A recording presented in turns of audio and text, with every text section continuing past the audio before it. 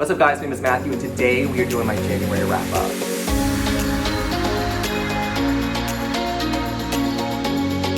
Alright, I am very much aware that we are in the middle of February, so this is a little bit late. When it turned February, I was stressed out because I needed to get my wrap up out. I'm like, no I don't. My entire life is one big deadline, so I'm not gonna give myself deadlines for this because that's just added anxiety that I don't need. So if I release a wrap up in the middle of the month, or don't release a wrap up at all, that's fine. And my type A personality is just gonna have to deal with that. But sorry this is late. I had a pretty good reading month. I found a new favorite author. I had a wide range of books from all the way from 5 stars to 1 star. I don't remember the last time I gave a 1 star, but the month of January, I had a 1 star. So in January, we had Weekend Ween, hosted by Gabby Reads and Olivia Reads a Latte. So 3 of these books are from the Winter Ween reading vlog, so you might have already seen my thoughts on some of these books, but I'm gonna talk about them anyway. The first book I read was Karen Slaughter, who is my new favorite author. She's a fantastic thriller author, and False Witness is the book I read. So this book is about a girl named Lee, who is a defense attorney in Atlanta, Georgia. Pretty much all of Karen Slaughter's books take place in Atlanta, so I'm assuming she's from the Atlanta area, or she just really likes Atlanta. But our protagonist, Lee, is a defense attorney, and she gets a call that a man wants her to defend him, and he is accused of rape. Our protagonist, Lee, has a sister, and Callie is her sister. Callie is completely different. She is not successful like Lee. She is not an attorney. She is a drug addict. She suffers with drug addiction. You don't know much going into this book. You just know that something in the past with the sisters is affecting what is happening in the present. All of Karen Slaughter's book deal with sisters, so a lot of the books are kind of meshing together, which I'm really frustrated. I read 3 books by Karen Slaughter this month, and all the plots were fantastic, 5 stars, but they're so similar in the sense that they deal with sisters. Usually one of the sisters is an attorney. Usually the sisters don't really talk that much, and they all involve traumatic sexual abuse, sexual assaults, murder, just like really gruesome topics. So you're probably like, why do I want to read this? It's so good. Like, I cannot imagine someone picking this up and not being so engrossed in the world of Karen Slaughter. So this one, you don't know much going in. There's a huge twist in the first 20 pages. And I'm not gonna spoil it for you because you think the book's going one way and then you learn something. And what you learn in the first 20 pages kind of sets up the stage for the rest of the book. And you kind of get a picture of what the issue is, how this is being affected into the future. 5 stars. I loved it. I had to pick up 2 other Karen Slaughter books because I just loved her writing. It's so engrossing. It's so dark. It's so twisted. And you kind of like cringing while you're reading it, but you can't look away because the plot is, Yes. First one I read was False Witness. The second Karen Slaughter book I read was Pretty Girls. I think this is my favorite of the 3 that I read. This is about 2 sisters, again, named Claire and Lydia. Claire is the wife of a very rich man, and the book opens with Claire's husband being murdered. You know that in the little blurb in the front, that's not a spoiler. So the book opens with that. On top of her husband being murdered, a girl in the city goes missing, and the plot, this book is so dark. I can't even I bought this book for my mom, I mailed it to her. I don't think she read it, but I'm kind of regretting it because she's gonna be like, what the fuck are you reading alone in your apartment? This book is twisted. It is disgusting. It makes you think, how well do you really know your significant other? What secrets are people hiding from you? It makes you schizophrenic because this book, like the shivers. It is so fucked up. But again, this book is dealing with sisters, and the sisters, one's really rich, one's really poor.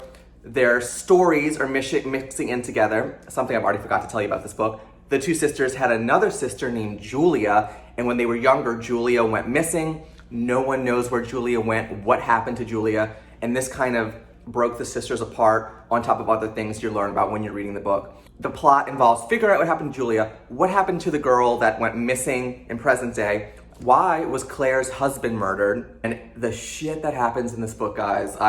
You read at your own risk. It has every trigger warning. Every Karen Slaughter book has a trigger warning, every trigger warning. Anything triggering you can think of, they're in the book. This book will make you uncomfortable. This book will make you question who you can trust. Am I selling it or am I scaring you? I'm not really sure what my goal is here with Karen Slaughter books, but I promise I will read any Karen Slaughter books.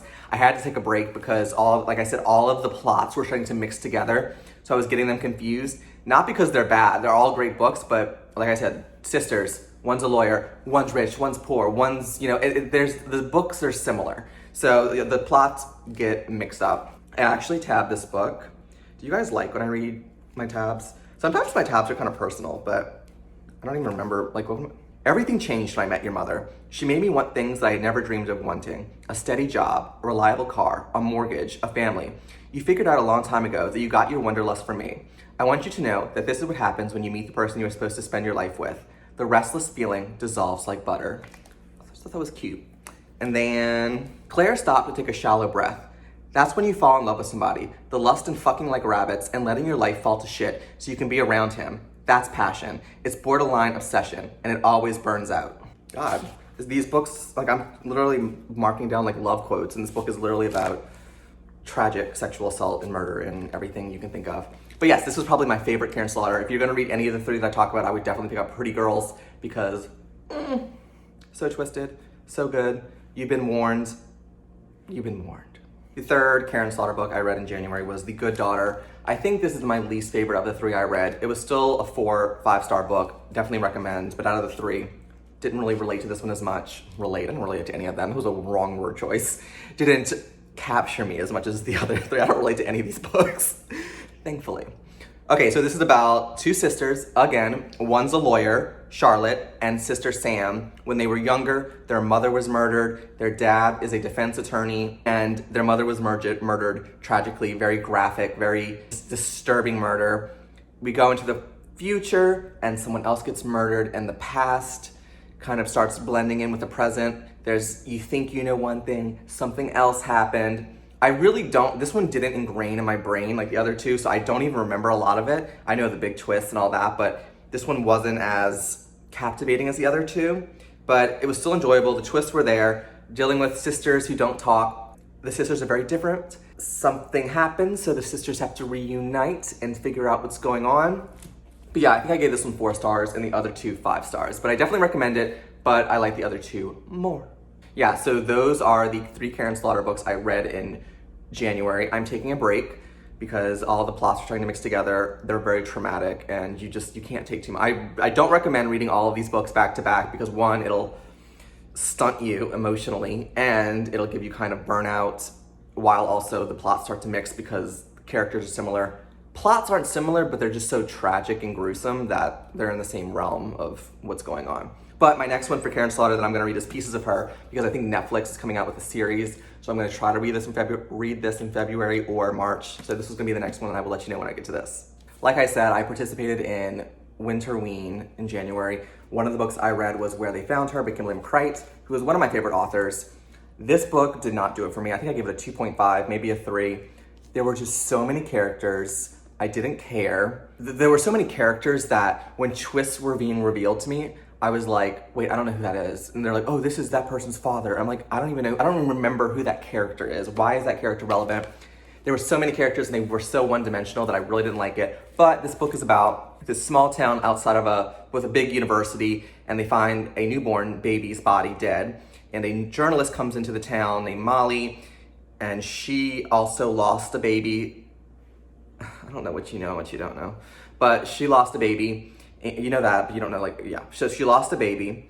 So she's dealing with, the story of what's going on with this baby. There's a lot of in the past that happened that's affecting the present. And usually that's like, I love that in books, but this book just wasn't the best. It was convoluted. I didn't really like the characters or care about the characters. So yeah, this is definitely a book I don't recommend. It's my least favorite. I have read 2 other books by her that I enjoyed, A Good Marriage and Friends Like These.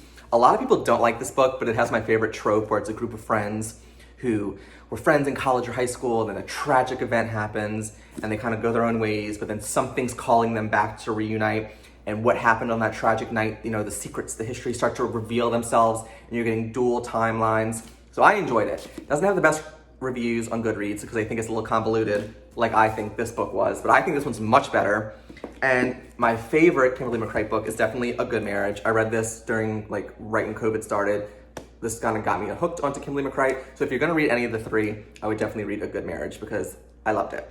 So for my whoa, that was loud. So for my 1-star book of January, or a novella, I don't know what the fuck this is, A House at the Bottom of the Lake by Josh Malerman. Like, this was awful. And I'm just, everyone's like, oh my God, this is so unique and interesting and just, symbolism and metaphor. Like, shut the fuck up. Like, just kidding. I'm not that aggressive. But this book is about these boy and this girl who go on a date.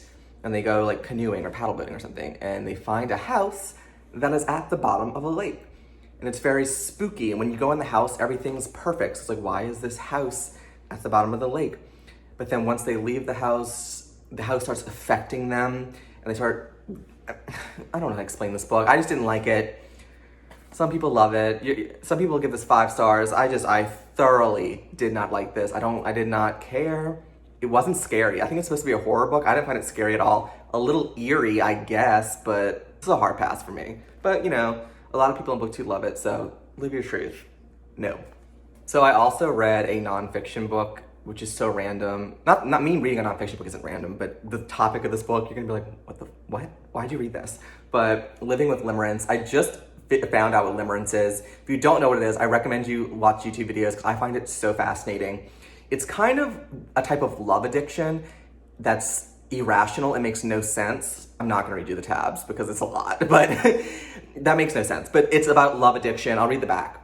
Do you feel like you're addicted to another person? That being with them gives you an incredible natural high? But does this intoxication also have a dark side, where uncertainty about their feelings leaves you desolate, incapable of concentrating on anything else, and unable to shake off offensive, intrusive thoughts about them? This, I think a lot of thriller books, some of the characters are dealing with limerence, so I found it like super fascinating as a character study and like the psychology of this kind of love addiction and how it affects people. So if you're interested in psychology or if you've never heard of Limerence, watch YouTube videos. This book was fantastic. I loved it. I mean, I gave it 5 stars. It's a nonfiction. Do you really rate nonfiction books out of 5? But if that sounds interesting to you, definitely check it out because I thoroughly enjoyed it. So the next book I rated 2 stars. It was probably my biggest letdown of January because when I tell you the plot, you're gonna be like, wow, that sounds really interesting. But I found it very boring. And that is The Last One by Alexandra Olivia. This book is about a group of people who are cast on a show similar to Survivor, where, you're isolated out in some area where, you have no contact with the outside world. So these people go out and, they're in Survivor, on this TV show, something in the real world happens. And it doesn't tell you what it is on the back, but you learn about it on the first page. So I don't really think it's a spoiler, but I'm not gonna say what happens, so don't spoil it. But something in the real world's happening, something familiar that we have all been going through. So what happens is these people on the TV show think that the tasks that they're doing are part of the TV show, but in reality, it's not. It's just because the real world has become so chaotic and so dealing with whatever it's dealing with, and people are not doing well. I don't know why I'm being so vague because I already kind of spoiled what happens in this book. But so that's the plot. This is also kind of makes fun of reality TV. Like certain types of people get casted on a reality TV show, and when we're dealing with the characters, they're not given names. They're given like cheerleader boy, and like that's the gay guy on the show, and he doesn't get a name. He's cheerleader boy, and all of his colors are pink, and like stereotypes. And then there's Black Doctor, like literally that's what he is called in this book, Black Doctor. I don't know his name. There's like an exorcist guy who, creepy, thinks he's getting demons out. There's, the silly, dumb blonde. I forgot all their names, but everyone had like a stupid, stereotypical name, and they were all one-dimensional. I did tap something. Exorcist nods stiffly. His God-given bravado is faltering. For the first time since taping began, he's visibly scared. His fear makes him seem more real, like a person instead of a caricature. The producers are concerned. This isn't why he was cast, but they gave the editor the moment. They're too curious where this might go. So I think I tabbed that because it's just an example of how people get casted to be a certain character and it's not necessarily who they are, or how TV shows kind of blend in and make up shit. I'm like a big fan of Big Brother, so I really am into reality TV show and how these casting companies cast certain people, and every season we get the same people, but just the same stereotype. So that was interesting. The thing is, this book was just straight up boring. I didn't care. They were doing their competitions, which I guess were interesting, but the characters were so flat, purposefully, I think. And when we're dealing with our main character, I already forgot her name, Zoe, I think her name is Zoo, I don't know. But she's struggling through the world, and she's so thinks everything's part of the TV show, but it's so obvious that shit's gone wrong. Like she'll go into like an abandoned town and think, wow, this set is beautiful, but it's literally an abandoned town. And she's breaking into stores thinking that, you know, there's cameras everywhere, but there's no cameras anywhere. Like this is not a TV show. She's not on the TV show. It took too long for her to realize what was going on, and it just took away. I loved the idea of the plot. I just thought it was not executed that great, and I thought it was boring. I didn't care. I forgot much of this book already. But if it sounds interesting, pick it up. I mean, meh? I don't know. It wasn't for me. So yeah, 2 stars. So I also read The Maid in January, which was super cute. I give it 3 stars. It's kind of that cozy murder mystery genre that's super popular in the booktube community right now. I've never rated a cozy mystery above 3 stars because they just don't do it for me.